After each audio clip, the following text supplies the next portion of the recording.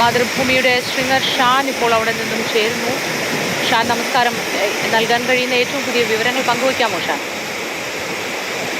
ഇപ്പോഴും രക്ഷാപ്രവർത്തനം വളരെ വേഗത്തിൽ തുടരുന്നുണ്ട്. പക്ഷെ സൈന്യം എത്തിച്ചേരണം എന്നുള്ളൊരു ഒരു പ്രശ്നമാണ് പറയുന്നത്.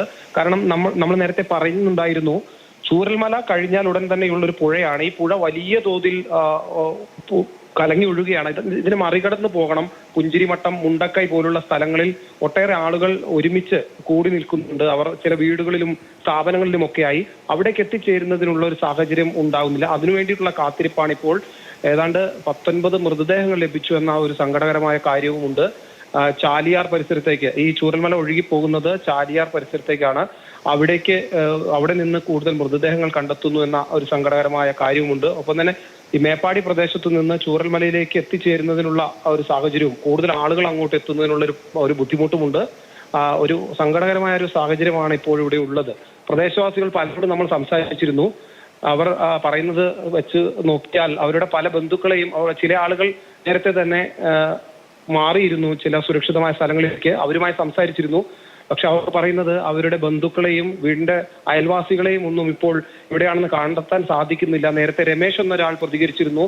അദ്ദേഹം ചൂരൽമല സ്കൂളിൽ, ചൂരൽമല പള്ളിയിലാണ് അദ്ദേഹം ഉള്ളത്. അദ്ദേഹത്തോടൊപ്പം 150ഓളം പേർ അവിടെയുണ്ട്. പക്ഷേ അദ്ദേഹത്തിന്റെ വീടിന്റെ പരിസരങ്ങളിലുള്ള പലരെയും, അദ്ദേഹത്തിന്റെ ബന്ധുക്കളെയും ഒന്നും കണ്ടെത്താൻ സാധിക്കുന്നില്ല എന്ന വളരെ വിഷമകരമായ കാര്യമാണ് അദ്ദേഹം പറഞ്ഞത്. അതുപോലെ കുറെ അധികം ആളുകൾ നമ്മോട് പ്രതികരിച്ചപ്പോഴും ഇത്തരത്തിലുള്ള ഒരു സാഹചര്യമാണ്. അവരെ ഒന്നും എവിടെയാണെന്ന് കണ്ടെത്താൻ സാധിക്കാത്ത ഒരു സാഹചര്യമാണെന്നാണ് അവർ പങ്കുവയ്ക്കുന്ന വിവരം. ഷാൻ, അതായത് നമുക്ക് ഈ പുലർച്ചെയാണല്ലോ ദുരന്തം സംഭവിച്ചത്. അതുകൊണ്ട് തന്നെ അധികം പേരും ഉറക്കത്തിലായിരുന്നിരിക്കാനുള്ള ഒരു സാധ്യതയുണ്ട്. അങ്ങനെ കൂടി ഈ ദുരന്തം കുറച്ച് വലുതാവാൻ ഒരു സാധ്യതയുണ്ടോ എന്ന തരത്തിൽ നമുക്ക് ആലോചിക്കേണ്ടിയിരിക്കുന്നു, അല്ലേ? തീർച്ചയായും. മുണ്ടക്കൈ പ്രദേശത്ത് കഴിഞ്ഞ 3 വർഷം മുൻപ് അവിടെ ഒരു ഉരുൾപൊട്ടൽ നടന്നിരുന്നു. ആ ഒരു ഭാഗമാണ് എപ്പോഴും പ്രതീക്ഷിച്ചിരുന്നത് ഇങ്ങനെ ഒരു മണ്ണിടിച്ചിൽ അല്ലെങ്കിൽ ഉരുൾപൊട്ടലിന് സാധ്യതയുണ്ടെന്ന തരത്തിൽ. പക്ഷേ ആരും പ്രതീക്ഷിക്കാത്ത മറ്റൊരു സ്ഥലത്താണ് ഉരുൾപൊട്ടൽ ഈ ദിവസം, ഈ അർദ്ധരാത്രിയിൽ ഉണ്ടായത്. എല്ലാവരും ഉറങ്ങിക്കിടക്കുന്ന സമയം. വളരെ വളരെ വലിയ വ്യാപ്തി ഉണ്ട് എന്ന് തന്നെ കരുതേണ്ടി വരും. ചോദിച്ച ആളുകളോടെല്ലാം തന്നെ നമുക്കൊരു വ്യക്തമായ ചിത്രം ഇതുവരെ ഇവിടെ നിന്ന് ലഭിച്ചിട്ടില്ല. പക്ഷേ ഇവിടുത്തെ പ്രദേശവാസികളായ, ഇതിൽ നിന്ന് തലനാരിഴയ്ക്ക് രക്ഷപ്പെട്ട ആളുകൾ നമ്മോട് സൂചിപ്പിച്ചത് വെച്ച് നോക്കിയാൽ ഏതാണ്ട് 250ഓളം വീടുകൾ പൂർണ്ണമായോ അല്ലെ ഭാഗികമായോ ഇതിൽ തകർന്നിട്ടുണ്ട് എന്നുള്ള തരത്തിലാണ് അവർ നമ്മോട് പറയുന്നത്. ഇതിൽ പാടികൾ ഉൾപ്പെടും. ആളുകൾ കൂട്ടത്തോടെ തിങ്ങി താമസിക്കുന്ന ചൂരൽമല ഭാഗത്തെ പാടി ഉൾപ്പെടെ ഉണ്ട് എന്ന് അവർ പറയുന്നു. ഈ രമേശ് പറഞ്ഞത് വെച്ച് നോക്കിയാൽ 250ഓളം വീടുകളുണ്ട്. അദ്ദേഹം പറഞ്ഞത് ആദ്യ ഉരുൾപൊട്ടൽ ഉണ്ടായ സമയത്ത് അവർ വീട്ടിൽ നിന്ന് ഇറങ്ങി ഓടുകയും മറ്റൊരു വീടിന്റെ ടെറസിന് മുകളിൽ അഭയം പ്രാപിക്കുകയും ചെയ്തു എന്നാണ്. ഞാൻ രണ്ടാമത്തെ 3 തവണ ഉരുൾപൊട്ടി എന്ന് പറയുന്നു. രണ്ടാമത്തെ ഉരുൾപൊട്ടൽ ഞങ്ങൾ എല്ലാവരും നേരിട്ട് കണ്ടു എന്നാണ് അദ്ദേഹം പറയുന്നത്. ആ ഒരു ഞെട്ടലിലാണ് അദ്ദേഹം സംസാരിച്ചത്. അതിൽ എത്രത്തോളം ആളുകൾ അകപ്പെട്ടിട്ടുണ്ട് എന്നുള്ള കാര്യം അദ്ദേഹത്തിന് നിശ്ചയമില്ല. അങ്ങനെ എങ്ങനെയോ ജീവൻ കയ്യിൽ പിടിച്ച് കിട്ടിയ ആളുകളെയും കൂട്ടി ഈ പള്ളിയുടെ വരാന്തയിൽ വന്ന് നിൽക്കുന്നു എന്നാണ് അദ്ദേഹം നമ്മോട് പറഞ്ഞത്. അതുകൊണ്ട് തന്നെ ഉറങ്ങിക്കിടന്ന ആളുകൾക്ക് മുകളിലേക്കാണ് ഈ ഒരു പ്രളയജലം ഒലിച്ചെത്തിയത്.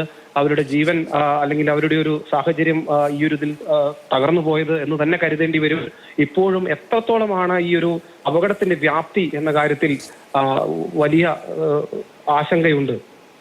തീർച്ചയായിട്ടും ഷാൻ, ഈ മുണ്ടക്കയം ഭാഗത്തെ വിവരങ്ങൾ ഇപ്പോഴും നമുക്ക് ലഭ്യമല്ല. അവിടെ എന്താണ് സ്ഥിതി? എവിടുന്ന് NDRF സംഘം പോയിട്ട് അവിടെ എന്ത് ചെയ്യാൻ സാധിക്കുന്നുണ്ട്? അവിടെ കാണുന്ന കാഴ്ച എന്താണ്? ഇത്തരം കാര്യങ്ങളൊന്നും ഇപ്പോഴും നമുക്ക് ലഭ്യമാവുന്നില്ല. നേരത്തെ പറഞ്ഞതുപോലെ ആദ്യ മണിക്കൂറുകളിൽ അവിടെ നിന്നുള്ള പരിചയക്കാരും നമുക്ക് മുൻ പരിചയമുള്ളവരും അവിടുത്തെ ജനപ്രതിനിധികളും ഉൾപ്പെടെ, ഒപ്പം തന്നെ ഇതിൽ കുടുങ്ങിക്കിടക്കുന്നവരും ഉൾപ്പെടെ നമ്മളെ വിളിക്കുന്ന ഒരു സാഹചര്യം ഉണ്ടായിരുന്നു. പല കോളുകൾ നമുക്ക് വന്നിരുന്നു. അവരിപ്പോൾ സുരക്ഷിതരാണ്, പക്ഷേ വളരെ ഭീതിയിലാണ്. എന്താണ് പുറംലോകത്ത് നടക്കുന്നതെന്ന് ഞങ്ങൾക്ക് അറിയാൻ സാധിക്കുന്നില്ല. അവിടേക്കുള്ള കേബിൾ കണക്ഷനുകൾ വിച്ഛേദിക്കപ്പെട്ടു. ഒപ്പം തന്നെ ഇന്റർനെറ്റ് സൗകര്യങ്ങൾ ലഭിക്കാത്ത സാഹചര്യമുണ്ട്. അല്പസമയത്തിനകം തന്നെ ഞങ്ങളുടെ ഫോൺ ഓഫായി പോകും എന്നൊക്കെയുള്ള രീതിയിലുള്ള ആശങ്കകൾ അവർ പങ്കുവച്ചിരുന്നു.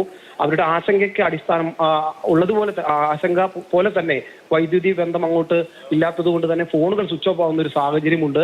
പക്ഷേ ഇപ്പോഴും അവർ സുരക്ഷിതരായിരിക്കുന്നു എന്ന് കരുതണം. കാരണം ആ ഒരു പ്രദേശത്ത് ഉരുൾ പൊട്ടി വന്ന ഭാഗത്ത്, ഈ ആളുകൾ പറഞ്ഞത് വെച്ച് നോക്കിയാൽ ഉരുൾ പൊട്ടി ഒലിച്ച ഭാഗത്തല്ലാതെ മറ്റിടങ്ങളിൽ കുടുങ്ങിക്കിടക്കുന്ന ആളുകൾക്ക് മണ്ണിടിച്ചിൽ ഭീതിയിലാണ് എന്ന് മാത്രമേ ഉള്ളൂ. അവരെ രക്ഷിച്ചെടുക്കാൻ സാധിക്കും എന്നുള്ള തരത്തിൽ തന്നെയാണ് പ്രദേശവാസികൾ പ്രതികരിച്ചത്.